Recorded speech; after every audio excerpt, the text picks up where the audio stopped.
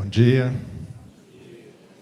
alegria ver a face dos irmãos novamente, mais ainda que tem alguns aqui que a gente já conhece há tantos anos.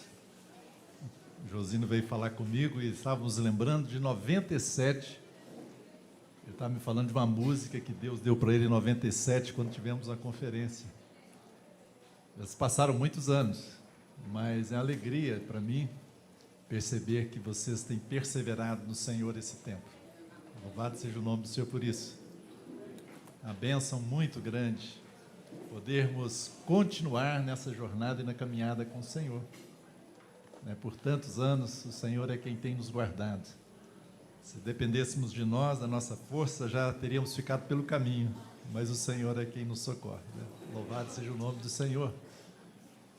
E, meu irmão, obrigado. E é uma alegria, acho que tira assim mesmo, né? É uma alegria estar com vocês.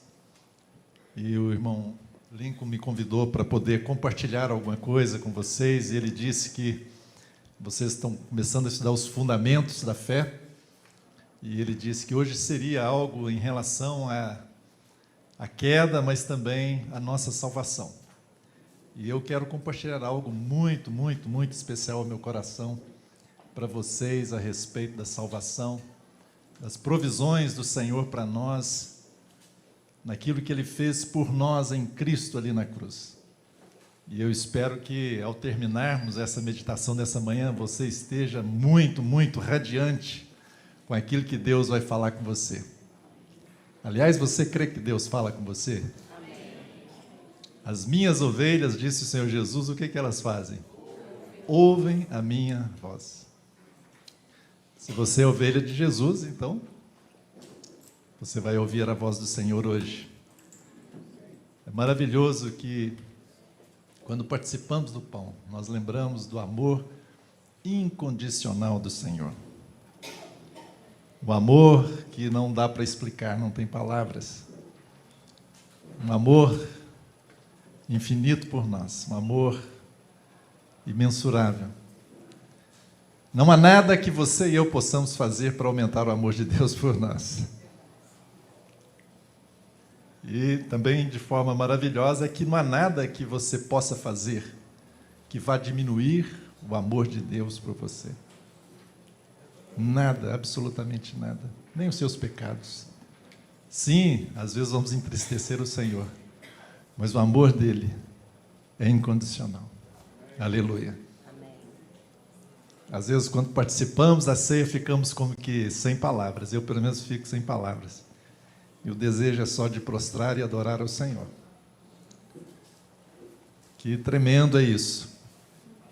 Conforme o profeta Jeremias disse, Jeremias 29:11, ele diz: eu é que sei que pensamentos tenho a vosso respeito. Qual é o pensamento que Deus tem a seu respeito?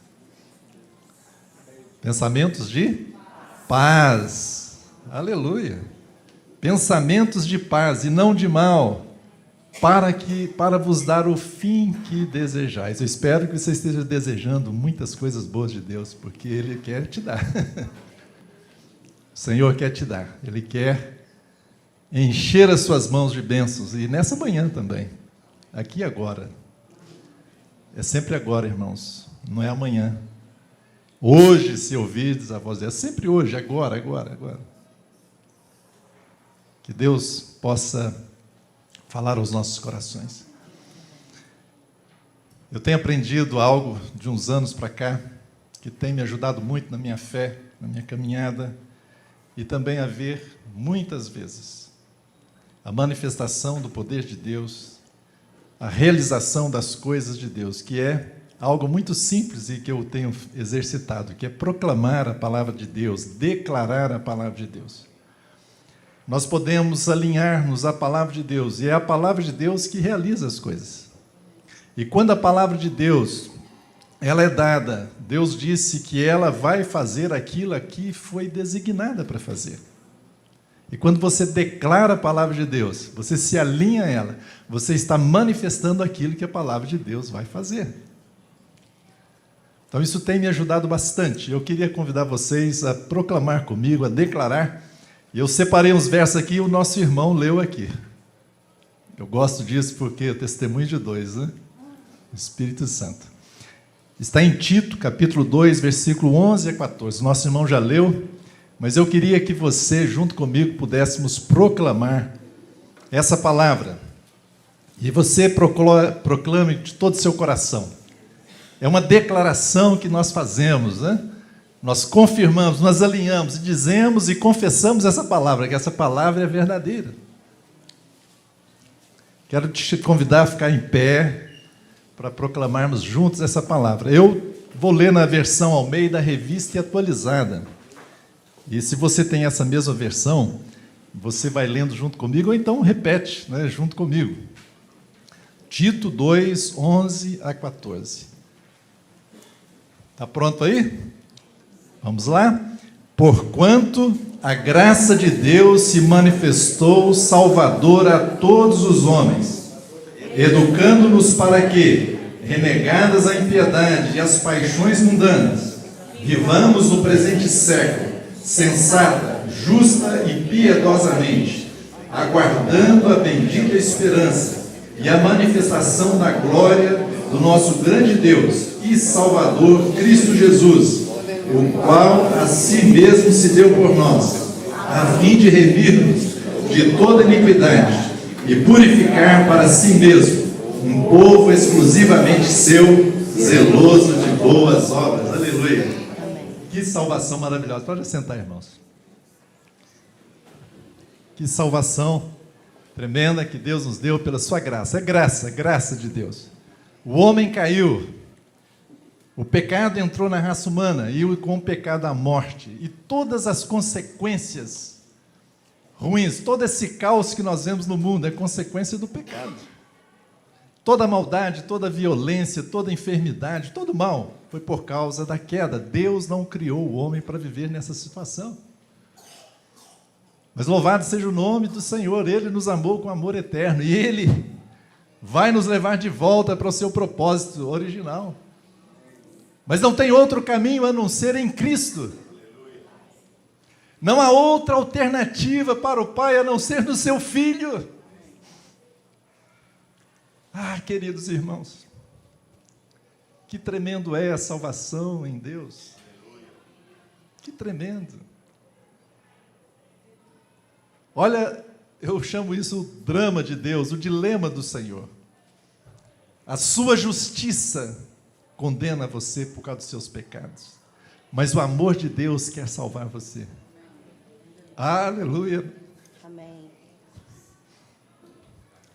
Porque na cruz, irmãos, diz a palavra que tanto o amor de Deus quanto a justiça de Deus se beijaram. Na cruz. Não havia outra alternativa, mas o Senhor mesmo se ofereceu na pessoa do Filho. E vir e realizar a obra da nossa salvação e nos colocar novamente no seu propósito. Ali na cruz acabou-se com a raça adâmica. O último Adão, o Senhor Jesus, o último Adão, ele morreu ali na cruz por mim e por você. E fomos eliminados dessa raça. Mas na ressurreição, um segundo homem, uma segunda raça surgiu, em Cristo Jesus. Queridos irmãos, já tem mais de 40 anos que eu sei que eu tenho convicção da minha salvação. Mas toda vez que a gente pensa nisso, nosso coração se enche de alegria, de regozijo. Eu espero que o seu também. Quando participamos da mesa do Senhor, lembrando daquilo que Jesus fez por nós, nosso coração é aquecido com tão grande salvação do Senhor. E hoje eu quero lembrar a você algumas coisas que Deus fez por nós em Cristo. Eu poderia chamar assim algumas provisões da cruz. Ou você poderia chamar também um irmão, e eu vou citar aqui 8 pontos, espero conseguir 8 pontos nesse tempo que está disponível aqui, falar nesses 8 pontos de provisão de Deus para cada um de nós. E um irmão, ele chama isso de troca, que Jesus fez uma troca conosco, a troca que Jesus fez por nós. E tem um livrinho muito interessante desse irmão, você encontra aí, pode baixar, fazer download dele. Eu acho que o nome é A Troca que Jesus fez conosco, a troca da cruz. Você pode achar e baixar e ler. Mas são 8 pontos que eu quero mostrar para você, e eu quero que você tenha a maior simplicidade e seja como uma criança ao receber essas verdades. Às vezes nós queremos complicar demais as coisas e não pegamos aquilo que é a essência dessa verdade do Senhor. Eu quero começar, e está em Isaías 53, você pode abrir e me acompanhar. Aquele capítulo tão conhecido que fala da pessoa de Jesus, da sua obra na cruz. Isaías 53.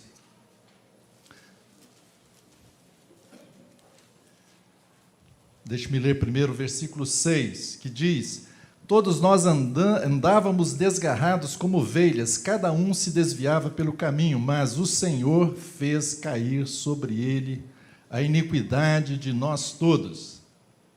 Eu estou com a impressão que o som está muito alto, não sei se é para mim e para vocês.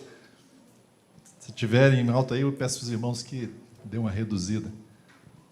E às vezes eu me animo aqui, viu, irmãos? Aí eu posso falar muito alto aqui. A palavra de Deus diz que fez cair sobre ele a iniquidade de nós todos. Essa palavra iniquidade, irmãos, ela não é só, algumas traduções dizem assim, iniquidade, ou algumas outras vão falar os nossos pecados, ou vai falar nossa rebelião, mas essa palavra ela traz em si aquela ideia. Se você procurar outras passagens que ela é citada, essa palavra, não é só o nosso pecado, mas também a consequência do nosso pecado, o julgamento do nosso pecado. E o Senhor Jesus, ele levou então sobre ele, não só aquilo que era o nosso pecado, mas a consequência, a justiça de Deus sobre ele, o castigo de Deus sobre ele por causa dos nossos pecados. O Senhor Jesus, aqui nesse Isaías 53, ele é chamado servo de Deus. E claro, nós que já temos o Novo Testamento, sabemos que foi revelado que o servo de Deus é o Senhor Jesus. Os apóstolos disseram isso, Pedro disse isso, Paulo vai recordar também.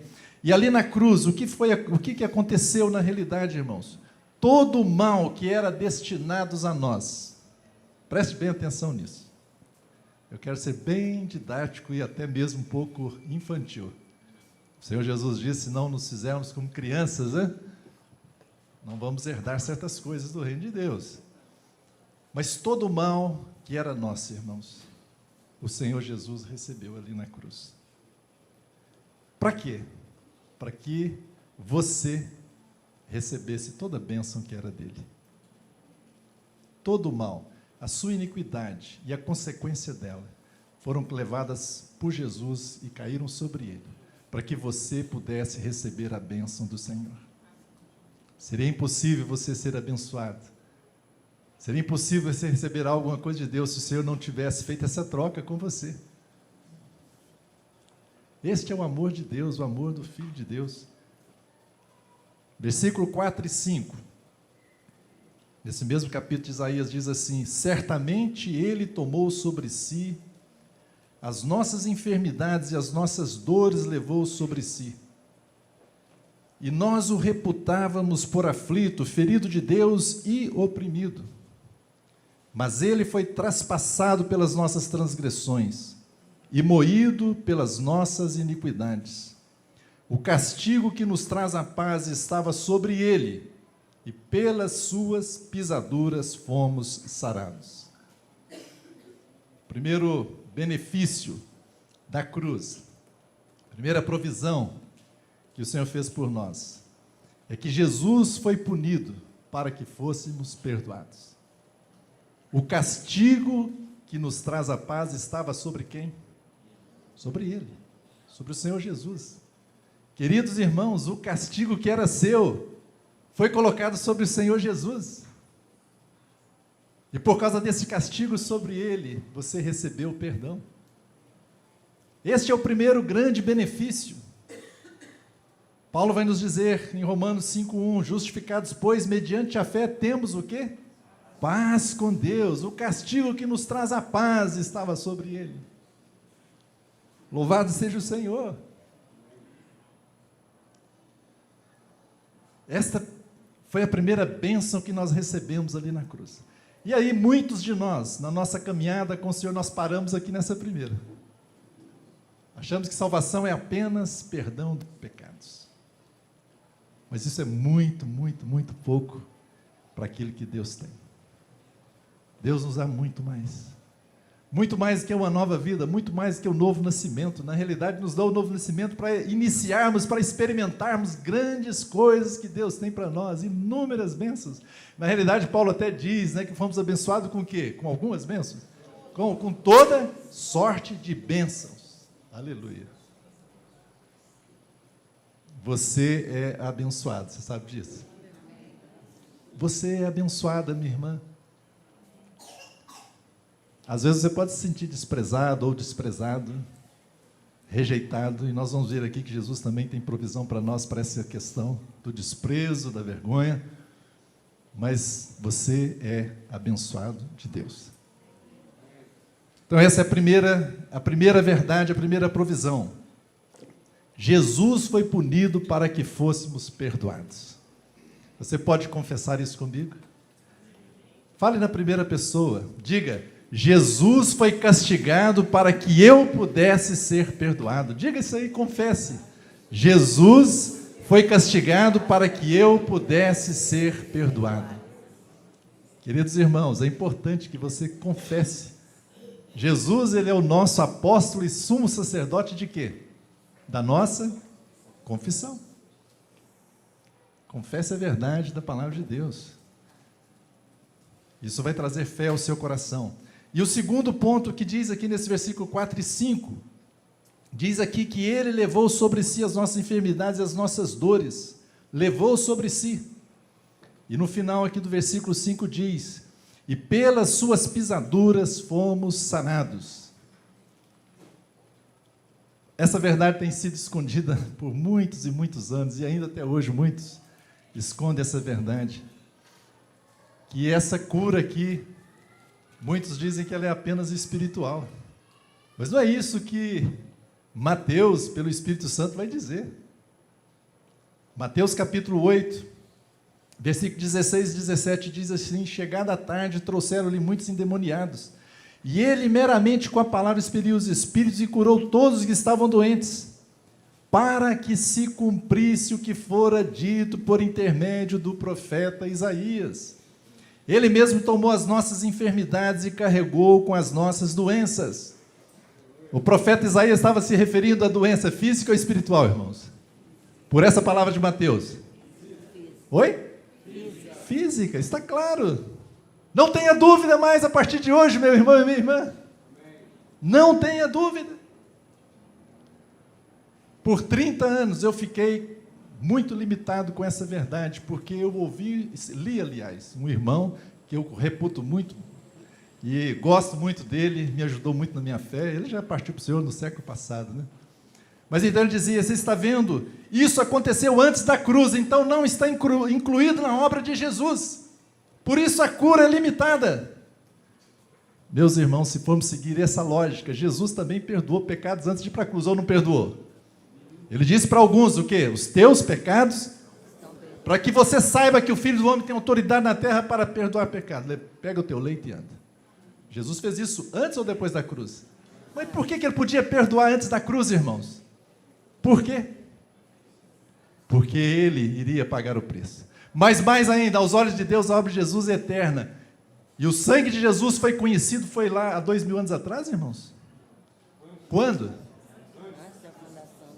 Fale bem alto. Aleluia. Está incluído na obra do Senhor, porque foi antes da fundação do mundo, irmãos. Olha, essa é a provisão de Deus. Pedro também vai interpretar isso e vai dizer que pelas suas chagas fomos sarados. Inclui não só perdão de pecados, essa obra do Senhor, mas inclui também cura. Provisão para cura. Deus fez, está feito, nada mais pode ser feito além daquilo que Jesus fez. Jesus, ele morreu na cruz e os seus pecados foram perdoados, nada mais pode ser feito a respeito disso, está completo, está consumado, disse Jesus. Oh, querido irmão, tome posse disso. É claro que eu espero chegar no final aqui e poder dizer a você de como nós podemos nos apropriar dessas provisões do Senhor na cruz. Porque uma coisa é que nós temos o direito legal dessas provisões do Senhor, a outra é na nossa experiência, nós entrarmos nelas. Assim como o Senhor Jesus, Ele fez tudo para sermos libertos dos pecados, mas muitos irmãos continuam lutando contra certos pecados. Legalmente é nosso, mas nós precisamos ir lá e tomar posse disso. Se você pudesse confessar comigo, então, esse segundo ponto, que Jesus foi ferido para que eu pudesse ser sarado. Você pode dizer isso? Jesus foi ferido para que eu fosse sarado. Se você, por exemplo, precisa de saúde aí no seu corpo físico mesmo, irmão, e minha irmã, comece a se apropriar disso pela fé. Eu me lembro, há 5 anos atrás, já faz 5 anos, passa tão rápido o tempo, mas estávamos na reunião de ceia, e naquela reunião nós pegamos, antes de partir o pão, e quando fomos orar, nós lembramos desse fato glorioso do Senhor Jesus. E uma irmã, ela se apropriou dessa verdade, e ela estava com um câncer muito agressivo. Sabe o que aconteceu com ela? Tem 5 anos, não tem mais nada. Ela se apropriou naquele momento. Ela creu que o sangue de Jesus foi vertido por ela, não só para perdão dos pecados, mas também que as feridas de Jesus trouxeram cura, trouxeram provisão de Deus para a nossa cura. Queridos irmãos, quando Jesus estava ali sofrendo antes da crucificação, se você se lembra, a palavra de Deus fala que pelas suas pisaduras, no original, é pelas suas chicotadas. Quando vocês viram aquele filme, tem um filme que é bem...